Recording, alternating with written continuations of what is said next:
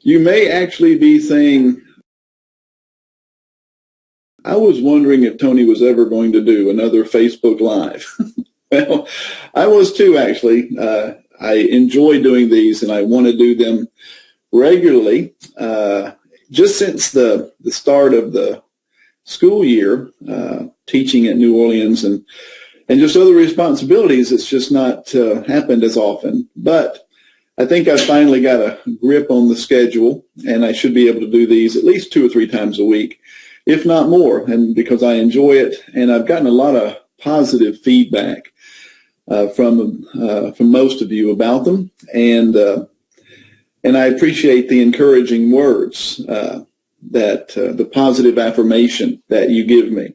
You know, one of the things that's such a wonderful blessing about being involved with Highlands Baptist Church is the fact that we are a joyous congregation. We encourage one another. I mean, I get inundated, literally, with words, positive affirmation, encouragement.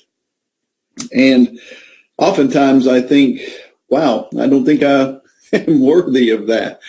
But it's nice to hear. You know, God said that we are to edify one another with wholesome, pure words. As a matter of fact, in the book of Ephesians, the 4th chapter, Paul talks to us about, let no unwholesome word come out of you, but only that which is good and for edification, and for instruction and encouragement. And that's one of the things that you folks do very well. And I am blessed by it. And I want to encourage us to continue encouraging one another that way. It's one of the best features of our church. And so I'm encouraged today to be encouraged by so many of you, if that even makes sense. But one of the things, the opposite of encouragement, you know, is bitterness and discouragement, saying harmful things. And, you know, I don't know if you've noticed it, but I certainly have over the course of my lifetime. I'm not talking about an isolated time right now, even though there seems to be a lot of bitterness in our country and government and all around us. We see people at one another's throats, so to speak. But as I reflect back over the years that I've been a Christian and been involved in ministry, I can't tell you the number of times to where bitterness has been so prominent among believers, among Christians. And I can remember when I went into a certain type of ministry after I became a professor at Luther Rice Seminary. I wanted to continue in the pulpit, so I got some training to be a certified transitional pastor. And what a transitional pastor would do, and what he does, is he goes into a troubled church. I mean, I was trained to do this, to go into churches that had basically terminated their pastor, and they were all in turmoil. And my job was to go in there and help resolve the conflict so that when the next pastor was called, then he would not have to inherit all of that bitterness. And I had a pretty successful effort in doing that. I'm kind of sort of proud of that. But God gave me an insight and an ability to do that, which I never knew I could do. So I was very thankful for that giftedness.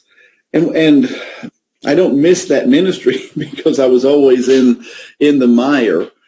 But one thing I have noticed in recent days, in places I've been, you know, not only in our country, but among things that I've heard, things that I've seen, even among, you know, people who are studying and preparing for ministry, and even our own church is not free from the influence of bitterness and things of that nature.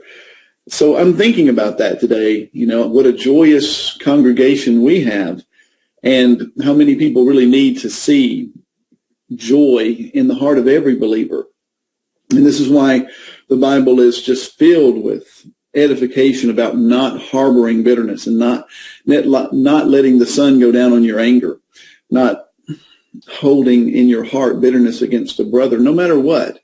You know, the Bible teaches that we should always go and seek reconciliation, even if we can't always see eye to eye on a certain circumstance. the bigger picture is our ministry, our testimony. And the world outside needs to be able to look inside the church and see a unified body of believers. And that's not only true of our church, but all churches. And these two pastors that I was telling you about last Wednesday night, these friends of mine who had been terminated and because of just a growing amount of bitterness in the congregations. This is a very sad thing. But Ephesians chapter 4, verse 31, I believe it is, says to us, let all bitterness and wrath and anger and clamor and slander be put away from you with all malice. You know, those are words that I hope that we all heed and that we focus on the opposite of that. The opposite is that all joy and compliment and praise, let all these things be our reality, as it says in Philippians chapter 4, verse 8. Whatever is good, whatever is lovely, whatever is worthy of praise, whatever is of a good reputation, let your mind dwell on these things. The world it's probably been fewer times in the history of the world where the joy of the love of the Lord Jesus needs to be radiant, evident in all of our lives. So it's just something to consider. So if you're around someone who's bitter, just take a moment to silently pray for them and don't return the bitterness for bitterness. Return, if anyone shows any kind of bitterness toward you, just respond in praise and let nothing but good, wholesome words come from you, as the book of Ephesians teaches us. Don't be drawn into the argument, but do just the opposite. Disarm the arguer with positive affirmation. Praise them, bless them. Find something good to say about them no matter what. This is Tony Guthrie, and I hope that you're having the best of days, and I look forward to seeing you. God bless.